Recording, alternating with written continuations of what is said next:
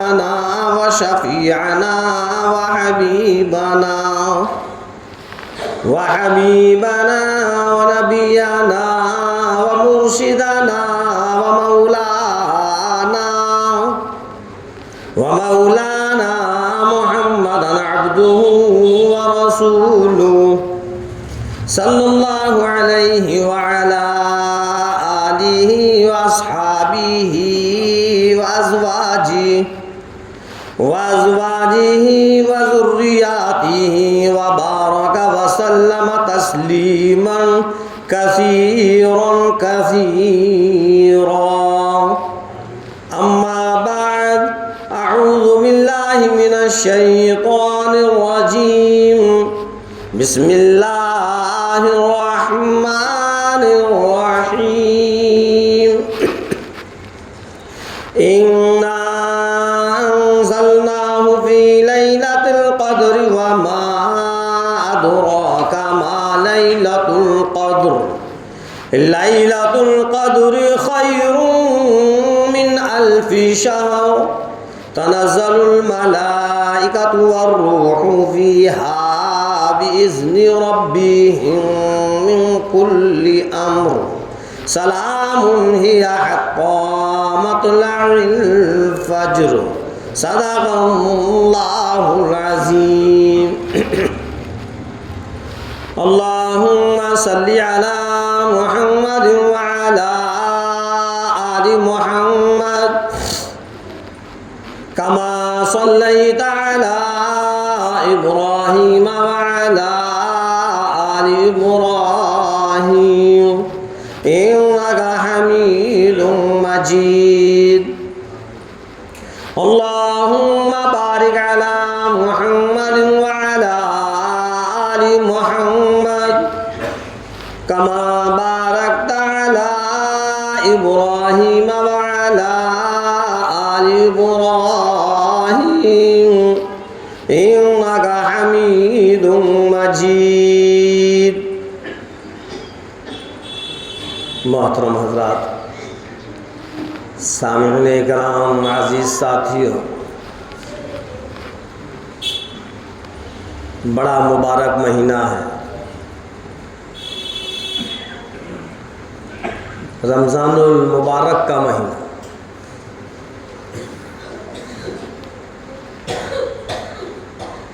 آہستہ آہستہ آہستہ آہستہ یہ بھی مہینہ اختتام کی طرف بڑی تیزی سے قدم بڑھا رہا ہے۔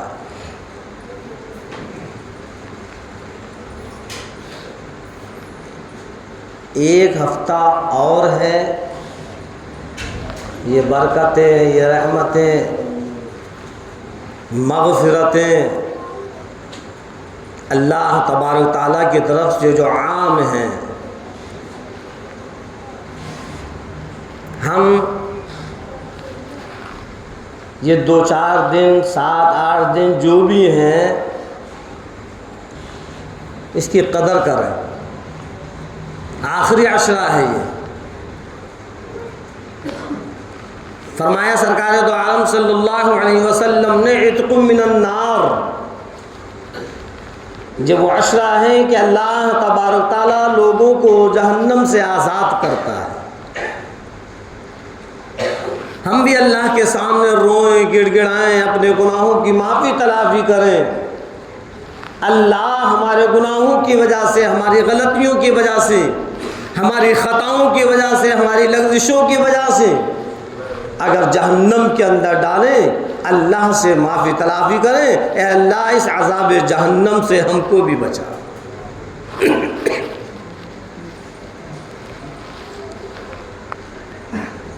اور اللہ تبارک تعالیٰ سے روزانہ گڑ گڑا کر بس یہی دعا کریں کہ اللہ اس مہینے کی جو قدر کرنا تھی وہ ہم سے نہ ہو سکی۔ ایسا مبارک مہینہ تو نے ہم کو دیا لیکن ہم اس کی قدر نہیں کر پائے، ایسے مبارک مہینے کا ادب احترام نہیں کر پائے، اے پروردگار عالم، اے مولا کریم، ہمارے گناہوں کو، ہمارے غلطیوں کو معاف فرما۔ اللہ بڑا غفور رحیم ہے،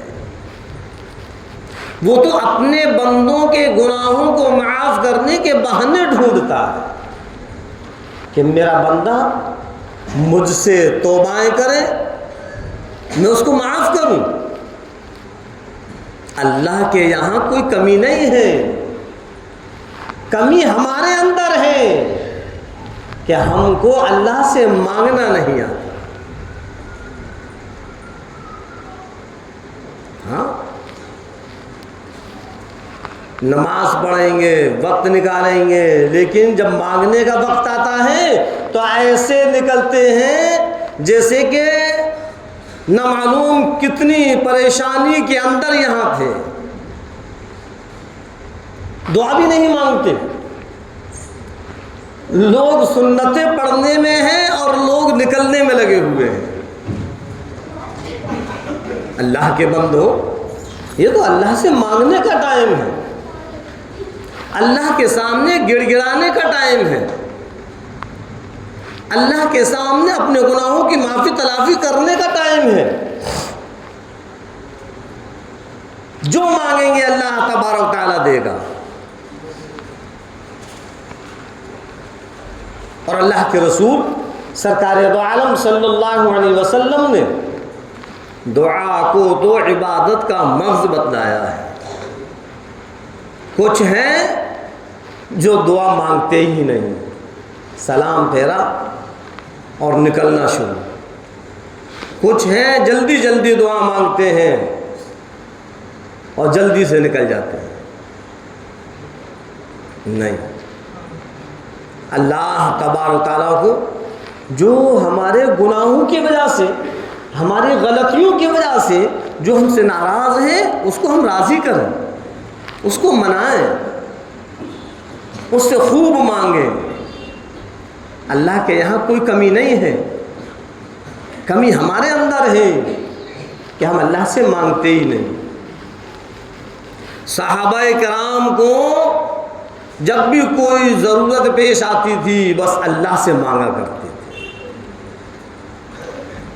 کسی سے کوئی شکوہ شکایت کچھ نہیں، اللہ کی طرف متوجہ ہو جایا کرتے تھے اور اللہ سے مانگا کرتے تھے۔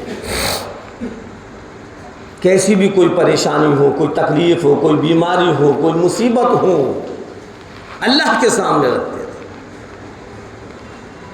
یقین تھا کہ کوئی کچھ نہیں کر سکتا، بس پروردگار عالم کی ذات ہے ایسی، وہی سب کچھ کر سکتا ہے۔ ایک نو مسلم صحابیاں ہیں، نئی نئی ایمان کے اندر آئیں اور بچے کا انتقال ہو گیا۔ بچے کا انتقال ہو گیا۔ اب جو ان کے رشتہ دار ہیں، عزیز و قارب ہیں، ان کو لعن طعن کرنے لگے کہ دیکھو تم نے اپنے پرانے باپ داداؤں کے دین کو چھوڑ کر نیا دین اختیار کر لیا ہے، اس لیے لڑکا مر گیا۔ لیکن وہ صحابیاں ہیں، کسی کی کچھ نہ سنی، بس اللہ کے سامنے 2 رکعت نماز کی نیت باندھ کر کھڑی ہو گئی، نماز پڑھی اور نماز پڑھ کر پھر اللہ سے دعا مانگی، اے پروردگار عالم، اے رب کائنات، مالک حقیقی، تو اس کو قیامت کے دن بھی زندہ کر سکتا ہے، تو آج بھی زندہ کر سکتا ہے۔ اے الہ العالمین، اگر تو نے آج اس کو زندہ کر دیا، میں لوگوں کے لعن طعن سے بچ جاؤں گی، لوگوں کے ملامت سے بچ جاؤں گی۔ اے پروردگار عالم، اس کو زندہ کر۔ اور پھر باہر نکل کر آئیں اور لڑکے کا ہاتھ پکڑا، قم باذن اللہ، کھڑا ہو جا، اللہ کے حکم سے وہ کھڑا ہو گیا۔ تو ایسے مانگا کرتے تھے صحابہ کرام اور صحابیاں. ہم ہیں کہ ہم پہ مانگنا ہی نہیں آتا. ساری کی ساری توجہ اللہ کی طرف لگا. ہمارا جسم بھی ہو, ہمارا ذہن بھی ہو, سب اللہ کی طرف ہو. جب ہم نماز پڑھیں تو اس طریقے سے پڑھیں کہ بس میں ہوں اور میرا رب ہے. وہ مجھ کو دیکھ رہا ہے, میں رب کو دیکھ رہا ہوں. اور اگر اتنا نہیں ہو سکتا تو کم سے کم یہ خیال کریں کہ اللہ مجھ کو دیکھ رہا ہے. خوب اطمینان کے ساتھ نماز کو ادا کریں. رکوع اور سجود بڑے اطمینان سے کریں. جس نماز میں خشوع اور خضوع ہوتا ہے اللہ اس نماز کو قبول کرتا ہے, اور جس نماز میں خشوع اور خضوع نہیں ہوتا اللہ اس کو قبول نہیں کرتا. ہمارے بہت سے بھائی ایسے ہیں بس ادھر نیت باندھی اور 1-2 منٹ جب ہوتے ہیں جب کہ سلام پھیر کر کھڑے ہو جاتے ہیں. 4 رکعت کی نیت اور 2 منٹ کے اندر سلام. کیسے 4 رکعت کی نیت ہوگی؟ ایک نہیں کئی لوگ ایسے ہیں. نماز پڑھ رہے ہیں ہم, نماز کو نماز کے طریقے سے پڑھو, ورنہ یہی پرانے کپڑے کی طریقے سے منہ پر مار دی جائے گی. ہاں, رکوع اور سجدہ اطمینان سے کرو. اللہ کے رسول سرکار دو عالم صلی اللہ علیہ وسلم نے فرمایا سب سے بدترین چور ہے وہ جو رکوع اور سجدے کو اطمینان سے ادا نہیں کرتا. بس جھکے اور کھڑے ہو گئے, پھر جھکے اور پھر بیٹھ گئے. نہیں, بڑے اطمینان سے سکون کے ساتھ سب کچھ. جب ہم اللہ اکبر کہہ کر نیت باندھیں سمجھ لو کہ ہم نے سب کچھ پیچھے کو ہٹا دیا. اب تو ہم ہیں اور ہمارا خدا ہے, بس اللہ کے سامنے کھڑے ہیں. اب نہ کوئی کاروبار ہے, نہ کوئی تجارت ہے, نہ کوئی محنت مزدوری ہے, نہ کوئی ملازمت ہے, نہ کوئی گھر کی ذمہ داری ہے. جب ہم نماز سے فارغ ہو جائیں پھر اس کی طرف متوجہ ہو. ہاں, تو بتلا رہا تھا چند دن ہیں, تقریباً 1 ہفتہ ہے. اگر 29 کا چاند ہو گیا تو آج کے دن عید ہے, اور اگر 30 کا ہوا تو سنیچر کو عید ہے. 1 ہفتہ ہے. الوداع, ہم اور آپ کہتے ہیں الوداع کا جمعہ. کیا ہے یہ الوداع؟ الوداع کا مطلب کیا ہے؟ یہ تو سب کہتے ہیں الوداع کا جمعہ گیا. الوداع کا مطلب یہ ہے کہ اب یہ آخری جمعہ ہے. یہ رمضان کی برکتیں, یہ رمضان کی رحمتیں اور اللہ کی طرف سے جو یہ مغفرتیں تھیں اب وہ مہینہ ختم ہو رہا ہے. اب دوبارہ یہ جمعہ رمضان میں نہیں آئے گا. ہاں, اور جمعے کے بعد جتنے بھی دن ہیں سب الوداع ہیں. جمعے کے بعد اب اس رمضان کے جتنے دن آئیں گے سب الوداع. سنیچر ہے, اتوار ہے, سوموار ہے, منگل ہے, بدھ ہے, جمعرات ہے, سب الوداع ہے. ہاں, اگر 29واں چاند نہیں ہوا تو پھر ایک الوداع اور ہو سکتا ہے, ایک جمعہ اور ہو سکتا ہے. یہ تو ہے ہی الوداع. لیکن اگر 29واں چاند کسی وجہ سے نہیں ہوا, اللہ کی مرضی ہے. اللہ چاہے تو 30 کا دکھلا دے, اللہ چاہے تو 29 کا دکھلا دے. ہم یہ نہیں کہہ سکتے کہ بھئی نہیں 29 ہی ہوگا. اللہ فرماتا یہ تو میری مرضی ہے, میں جب چاہوں, میں چاہوں تو لگاتار 29 کے دکھلاتے چلا جاؤں. بہت سے کیا کہتے ہیں ہمیں ابھی 29 کا ہوا تھا, اس سے پہلے بھی 29 کا ہوا تھا, اب تو 30 کا ہوگا. اللہ فرماتا تو زیادہ جانتا ہے یا میں زیادہ جانتا ہوں؟ میں چاہوں تو 3-4 ایک ساتھ دکھلا دوں, اور میں چاہوں تو تینوں چاروں کو 30 کے دکھلا دوں. یہ تو میری مرضی ہے. میرے حکم میں کسی کا کوئی دخل نہیں ہوتا. کون کہتا ہے؟ پروردگار عالم کہتا ہے کہ میرے حکم میں کسی کا کوئی دخل نہیں ہوتا. او میرے بندوں, تمہارا کام تو یہ ہے کہ جب 29 تاریخ ہو جائے تو تم مغرب کی نماز پڑھ کر چاند دیکھنا شروع کر دو. تم کو چاند نظر آئے یا نہ آئے, لیکن دیکھنے کا اہتمام ختم مت کرو. اللہ کے رسول سرکار دو عالم صلی اللہ علیہ وسلم کی سنت ہے.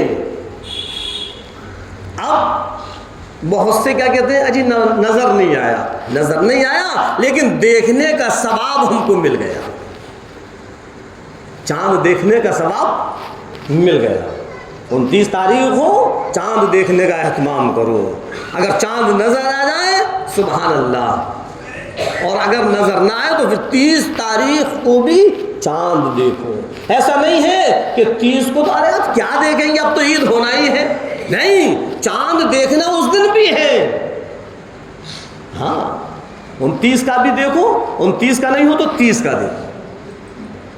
ہاں تو بتلا رہا تھا یہ چند دن ہیں اور بڑے قیمتی یہ دن ہیں، خوب اس میں عبادتیں کریں۔ پورا کے پورا مہینہ بڑا قیمتی مہینہ ہے، لیکن اس پورے مہینے میں جو آخری عشرہ جو چل رہا ہے یہ اور زیادہ قیمتی ہے، اس لیے کہ یہی وہ عشرہ ہے جس میں پروردگار عالم نے ایک ایسی رات بھیجی ہے جس کو لیلۃ القدر کہا جاتا ہے۔ اور یوں فرمایا پروردگار عالم نے، لوگوں تم جانتے بھی ہو لیلۃ القدر کیا ہے؟ اِنَّا أَنزَلْنَاهُ فِي لَيْلَةِ الْقَدْرِ وَمَا أَدْرَاكَ مَا لَيْلَةُ الْقَدْرِ لَيْلَةُ الْقَدْرِ خَيْرٌ مِّنْ أَلْفِ شَهْرٍ۔ اللہ نے فرمایا جانتے ہو لیلۃ القدر کیا ہے؟ یہ ایسی مبارک رات ہے، ایسی مبارک رات ہے کہ اس رات کو قرآن کریم کا تعلق مل گیا ہے۔ ہاں ہم نے اسی مبارک رات میں قرآن کریم کو نازل فرمایا، اور میں اکثر اپنے بیان میں کہتا ہوں کہ جس چیز کو قرآن کریم کا تعلق مل جائے اللہ تبارک تعالیٰ اس کی اہمیت کو بڑھا دیتا ہے، اس کی فضیلت کو بڑھا دیتا ہے۔ فرمایا پروردگار عالم نے اِنَّا أَنزَلْنَاهُ فِي لَيْلَةِ الْقَدْرِ، بے شک ہم نے اس قرآن کریم کو لیلۃ القدر میں نازل فرمایا۔ جب یہ قرآن کریم کا تعلق اس لیلۃ القدر سے ہوا، پروردگار عالم نے ساری کی ساری راتوں کی سردار اس لیلۃ القدر کو بنا دی۔ ساری راتوں کی سردار لیلۃ القدر ہے۔ رمضان المبارک کو پروردگار عالم نے سارے مہینوں کا سردار بنا دیا۔ ہاں وَمَا أَدْرَاكَ مَا لَيْلَةُ الْقَدْرِ، اب اللہ اپنے بندوں سے خود کہتا ہے کہ جانتے ہو لیلۃ القدر کیا ہے؟ صرف نام سنا ہے۔ اللہ فرماتا ہو میرے بندو آ جاؤ میں تم کو بتلاؤں لیلۃ القدر کیا ہے۔ لیلۃ القدر خیر من الف شہر، 1000 مہینوں سے بہتر ہے یہ رات۔ یہ اللہ کی طرف سے امت محمدیہ کو ایک خصوصی انعام ہے جو اور امتوں کو نہیں ملا۔ صرف ایک رات کی عبادت ایک طرف اور 1000 راتوں کی عبادت ایک طرف، 1000 مہینوں کی، صرف رات نہیں مہینوں کی عبادت ایک طرف۔ خیر من الف شہر، کتنی مبارک یہ رات ہے، کتنی بابرکت رات ہوگی۔ اگر اس کا گوڑا بھاگ لگایا جائے تقریباً 80 یا 83 سال کی عبادت ہے ایک رات، اور ہر کوئی اس ثواب کو لے سکتا ہے، ہر کوئی۔ اور یہ بھی بتلا دیا کہ لیلۃ القدر کی رات کون سی ہے۔ ہاں لیکن بعد میں پروردگار عالم نے اس رات کو پورے ہفتے کے اندر رکھ دیا تاکہ میرے بندے کہیں ایسا نہ ہو صرف اسی رات کو پکڑ کر بیٹھ جائیں اور اسی میں عبادت کرنا شروع کر دیں۔ اس لیے اللہ نے 5 راتوں کے اندر اس لیلۃ القدر کی رات رکھی. 5 راتیں، وہ بھی بہت آسان ہے.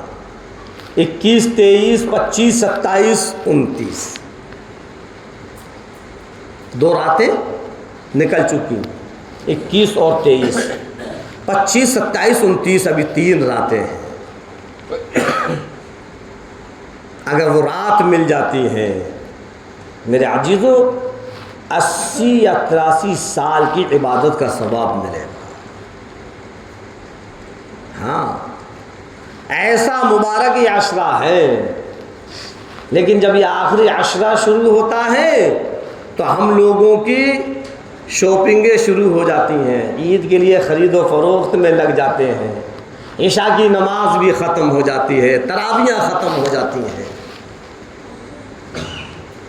اپنا شاپنگ کرنا، خرید و فروخت کرنا، کاروبار کرنا، محنت مزدوری کرنا یہ الگ چیز ہے، لیکن اس کے ساتھ ساتھ اس لیلۃ القدر کی رات کو ڈھونڈ کر اس کی عبادت کرنا یہ بھی تو ضروری ہے. جس طریقے سے ہم نے دونوں عشروں کے اندر عبادت کی ہے، اسی طریقے سے آخری عشرے کے اندر بھی عبادت کریں. یہ تو بہت ہی افضل اور بہت ہی دونوں عشروں سے اور اعلیٰ اللہ نے اس کو بنایا ہے. انسان شروع کے اندر انسان کے اندر ایسے جذبات ہوتے ہیں کہ جب رمضان کا مہینہ شروع ہوتا ہے تو بس پھر وہ یہ سوچتا ہے کہ اب ایک بھی وقت کی نماز نہیں ہو، چھوٹے گی نہیں. لیکن آہستہ آہستہ روزے رکھتے ہیں، نماز پڑھتے ہیں، قرآن پڑھتے ہیں، عبادت کرتے ہیں تو بدن کے اندر تھکاوٹ آ جاتی ہے، سستی آ جاتی ہے، اور پھر جب آخری عشرہ شروع ہوتا ہے تو اس میں بالکل تھک جاتا ہے، عشاء بھی ختم ہو جاتی ہے. اللہ نے اسی لیے آخری عشرے میں لیلۃ القدر کو رکھا کہ جب تیرے جسم کے اندر تھکاوٹ محسوس ہو اور تیرے اندر تھکاوٹ محسوس ہو اور تیرے ذہن کے اندر یہ بات جائے کہ لاؤ میں نے بہت عبادت کر لی، اب آخری عشرہ ہے، اب لاؤ بعد میں کر لوں گا، عشاء بھی چھوٹ جائے، فوراً تیری نظر لیلۃ القدر پر پہنچ جائے، کہیں ایسا نہ ہو یہ رات لیلۃ القدر کی ہو جو 20 راتوں سے زیادہ بہتر یہ آخری عشرے کی راتیں ہیں. خوب اس میں عبادت کریں، قرآن کریم کی تلاوت کریں، اللہ کا ذکر و اذکار کریں، نوافلوں کا اہتمام کریں. ہاں نہ معلوم بعد میں ہم کو یہ راتیں اور یہ مہینہ ملے گا یا نہیں ملے گا.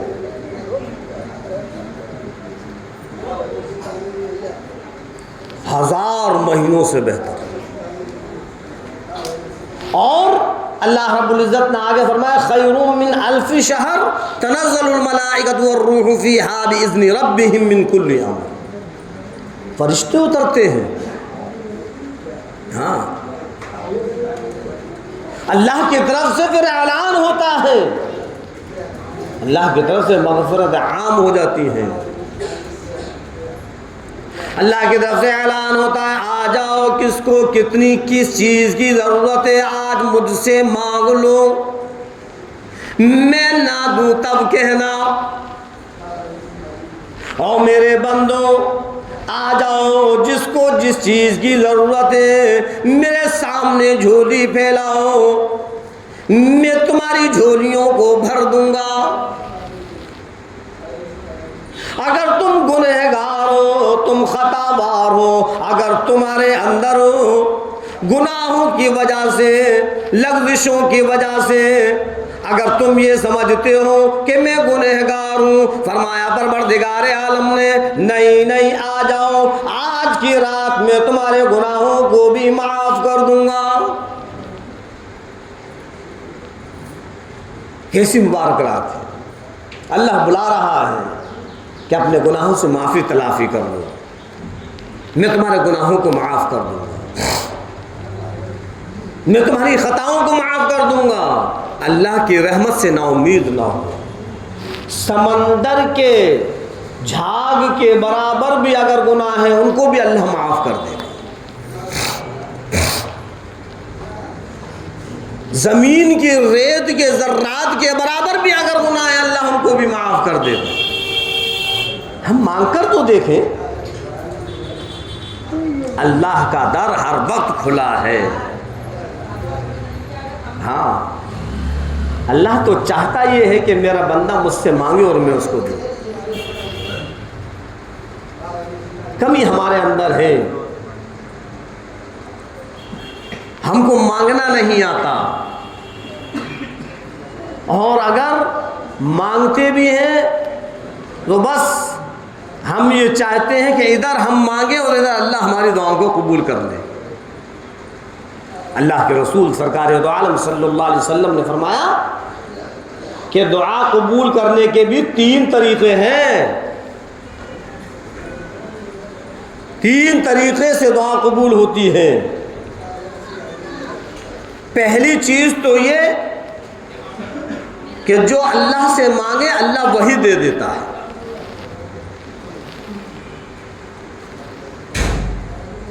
اور یہ فرمایا مدنی کریم صلی اللہ علیہ وسلم نے دوسرا طریقہ یہ کہ پروردگار عالم سے ہم نے جو دعائیں مانگی اللہ ان دعاؤں کی برکت سے ہمارے اوپر آنے والی مصیبت کو ہٹا دیتا ہے۔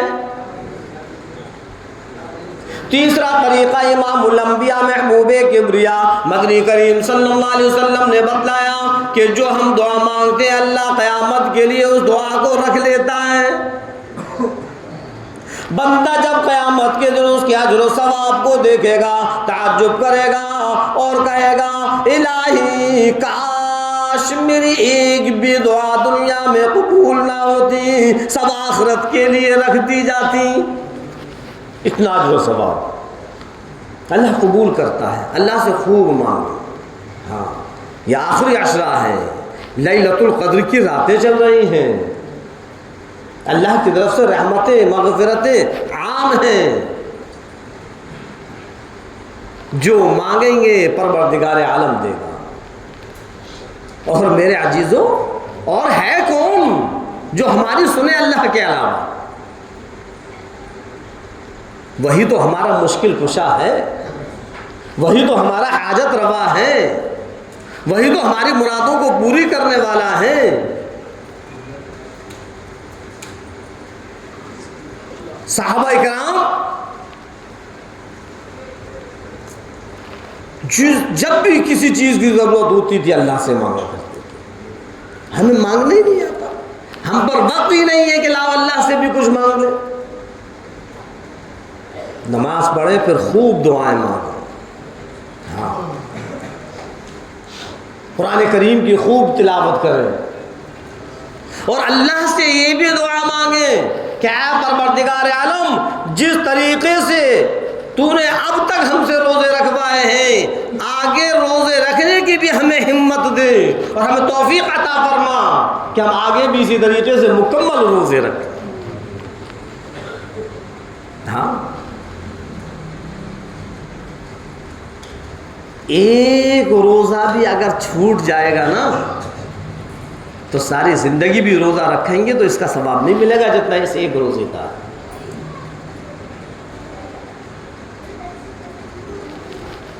اللہ سے اس کو بھی مانگو، اللہ سے دعاؤں کے اندر جنت الفردوس کو مانگا کریں اور اللہ سے دعاؤں میں جہنم کے عذاب سے پناہ مانگا کریں۔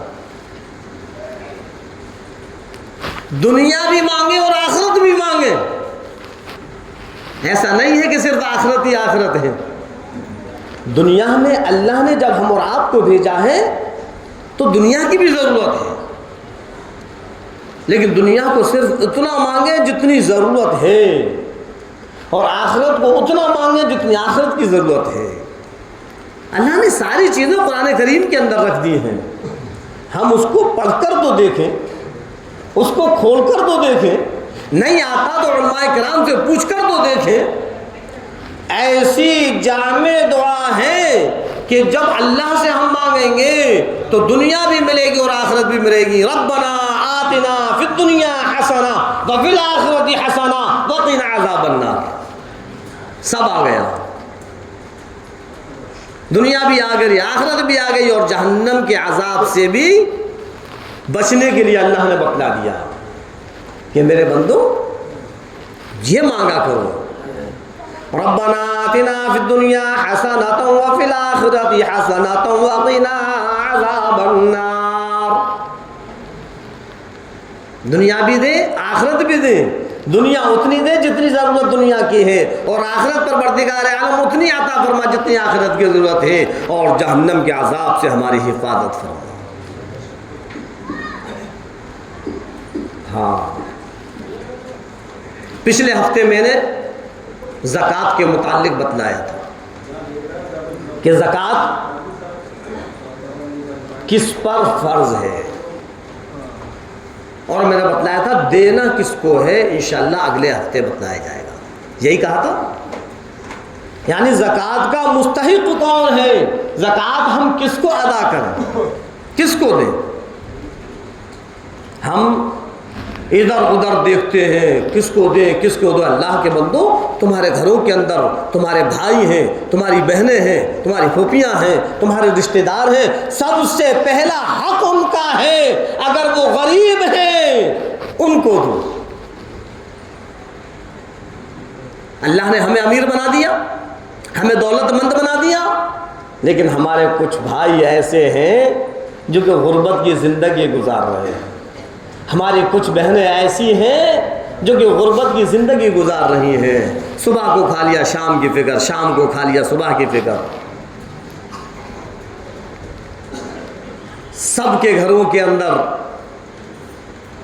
سامان آ رہا ہے، لیکن وہ ہماری بہن جس کی انکم اتنی نہیں ہے، جس کے پاس اتنا نہیں ہے کہ وہ اپنے بچوں کے لیے کچھ لا سکے، وہ ہمارا بھائی غریب، اس کے چھوٹے چھوٹے ننھے ننھے بچے ہیں، جب وہ دوسرے بچوں کو دیکھتے ہیں تو آنکھوں میں ان کے آنسو آ جاتے ہیں، کاش ہمارے ابا کے پاس ہوتا تو وہ بھی ہمارے لیے کچھ نہ کچھ لاتے۔ اللہ نے فرمایا ایسے بھائیوں کو اور ایسے بہنوں کو سب سے پہلے دینے کا حق ہے۔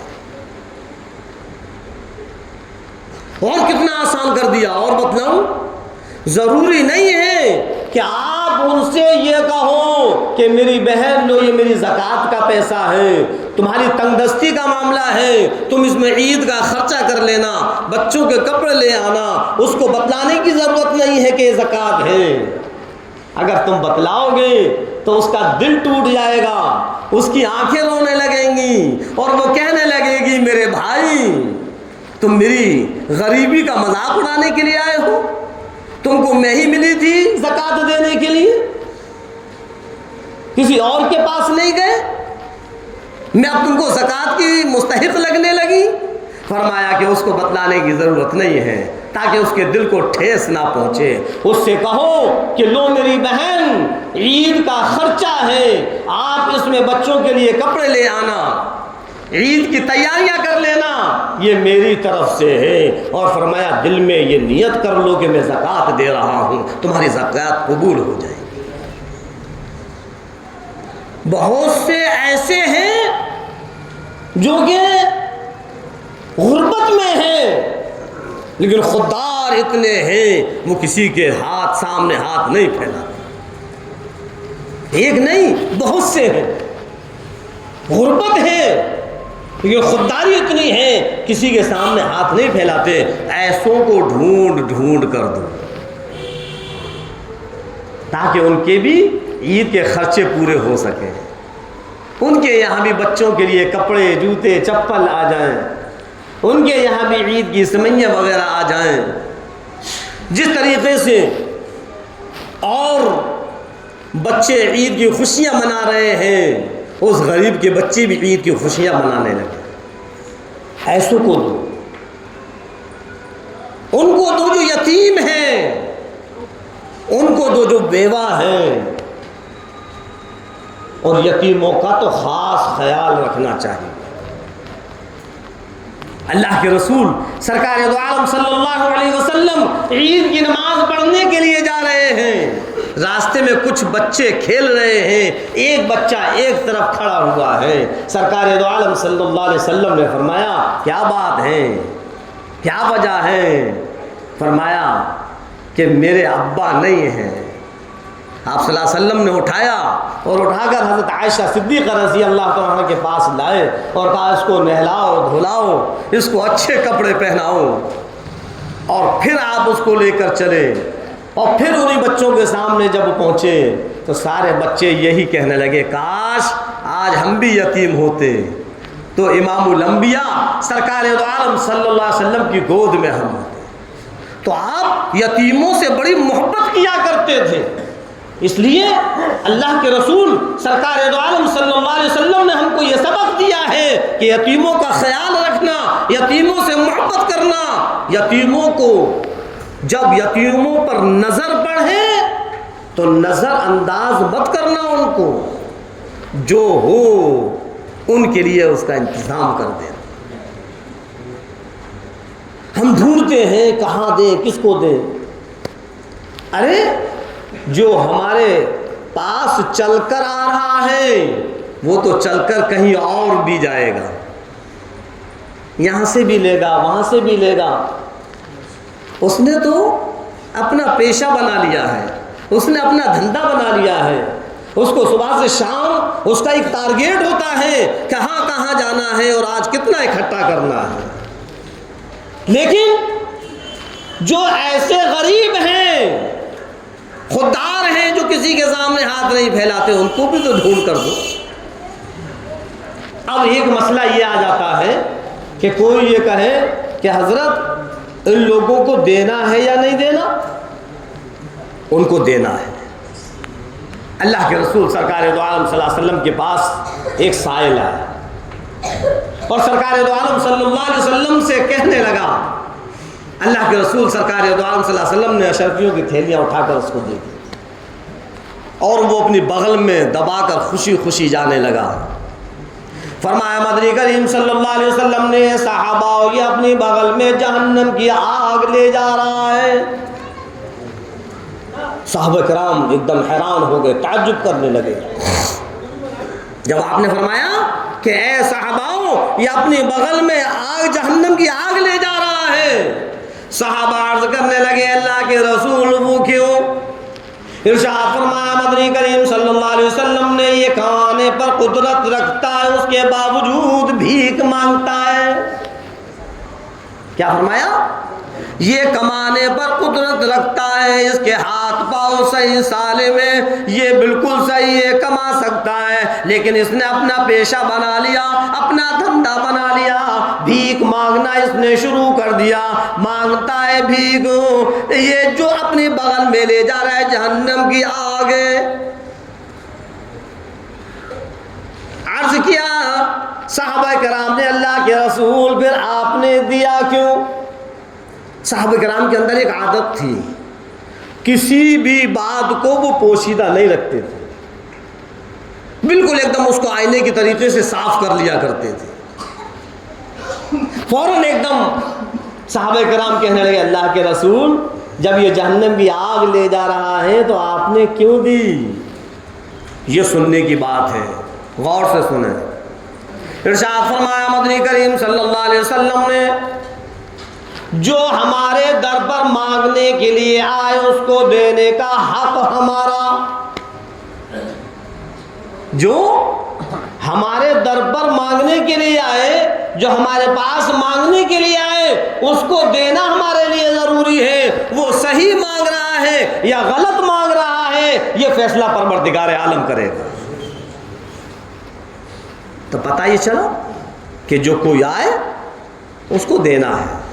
ہاں کچھ ایسے ہیں جن کو ہم جانتے ہیں یہ نشیڑیا ہے، یہاں سے جائے گا شراب میں لگائے گا، یہاں سے جائے گا اسمیک میں لگائے گا، یہاں سے جا کر چرس کے 2 گھونٹ لے گا، ہمارے پیسے سے یہ نشے کی چیز خریدے گا، نشے کی چیز نشہ لگائے گا.